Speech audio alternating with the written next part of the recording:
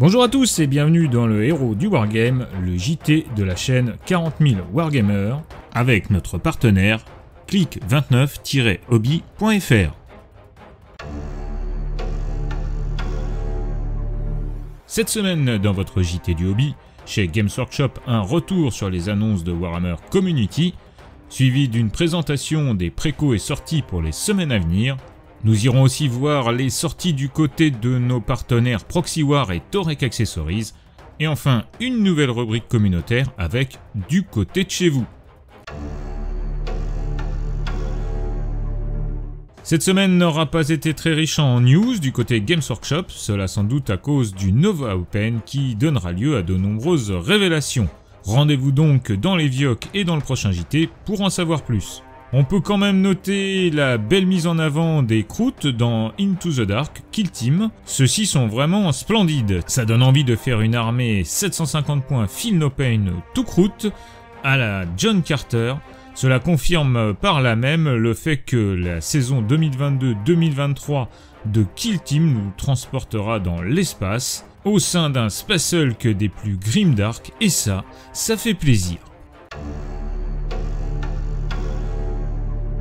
Justement, Kill Team Into the Dark sort en précommande dès cette semaine, le Space Hulk Gallo Dark est à l'honneur et on adore. On imagine déjà une table 44 par 30 au format 750 points. Dans la boîte, nous trouvons deux boîtes originales composées de magnifiques figurines des Imperial Navy et une bande de chasseurs de l'espace Kroot. Si désormais Necromunda s'essaye aux grands espaces, ce Kill Team en mode film de science-fiction des années 80-90 ouvre carrément le champ des possibles narratifs. Warhammer Community nous confirme d'ailleurs qu'à la fin de la saison, vous aurez de quoi faire une table pour Warhammer 40 000 avec les différents Kill Team. Cette news a fini de nous convaincre, allez c'est réglé, on appelle Manu et on plonge dans un Space Hulk. Un bonheur n'arrivant jamais seul, et c'est pas tous les jours chez Games Workshop, voici la ressortie des figurines Star Strider et Lucidien, charismatique figurine de la boîte Rogue Trader Kill Team. Avec ça, on y est, ça nous raconte vraiment des histoires dans l'univers du 41e millénaire. Les infectés de la variole de Jeller sont aussi de retour, s'échappant eux aussi de cette ancienne boîte Kill Team. Délotage toujours avec les Phobos et les ensanglantés de la dernière boîte Morok. Là encore, les fanatiques des dieux sombres sont à l'honneur avec notamment ce commissaire et cette ogrine de toute beauté. La Killzone est elle aussi dispo en boîte avec le landing pad, un Outer Vox et Auspex, ainsi qu'un STC Bunker. Là encore, si vous avez la boîte Kill Team Morok, vous pourrez vous faire une belle table 40 000 avec ça. Notons que le livre de règles Morok est aussi disponible. Vous allez me dire, c'est bien beau tout ça, mais où sont les règles pour toutes ces magnifiques figurines? Eh bien, elles sont dans le Kill Team annual 2022, qui sort lui aussi cette semaine, avec des datasheets, mais aussi des missions, bref, une récap de tout ce qui est sorti pour Kill Team en 2022 dans les publications. Au rayon des bonnes nouvelles, notons aussi que click29-hobby.fr nous fait une série de promotions à -20, donc -25% pour les tipeurs, avec notamment les Sentinelles Lastra Militarum, le Keller Morph et un Skyweaver Harlequin, entre autres. Ce sera dans la limite des stocks disponibles, alors ne tardez pas.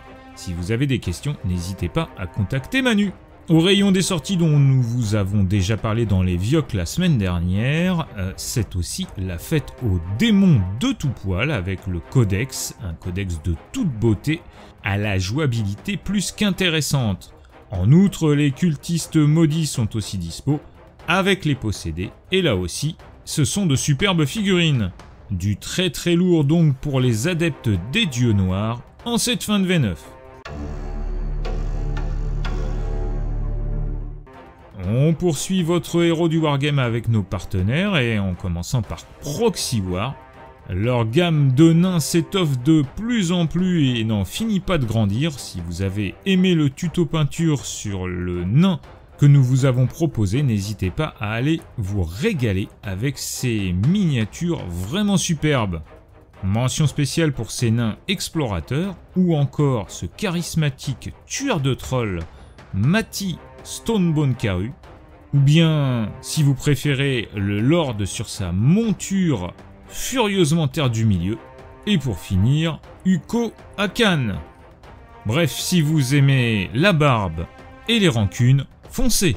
Notons aussi ce bundle pour le 41e millénaire avec les Dark Jesters.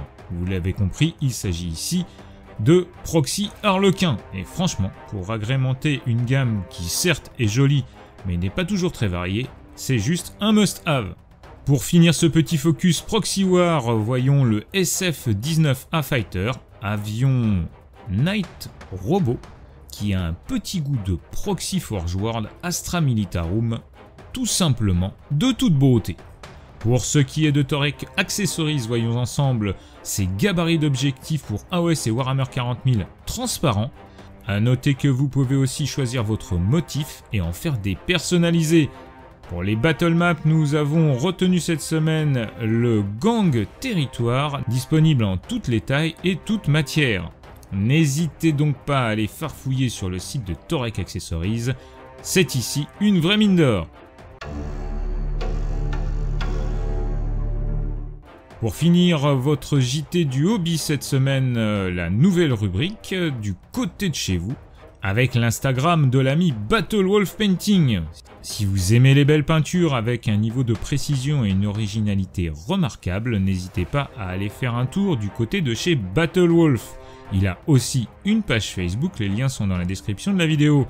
Il a un style très graphique et inspirant, quel que soit le style de figurine qui passe sous son pinceau. Et en plus il est français, alors let's go! Voilà, ce numéro du Héros du Wargame est maintenant terminé. Merci de l'avoir suivi. N'oubliez pas de mettre un petit pouce en l'air, de vous abonner à la chaîne et de la partager autour de vous. Je vous rappelle que vous pouvez aussi soutenir la chaîne sur son Tipeee, car plus que jamais, sans maîtrise, la chagate n'est rien.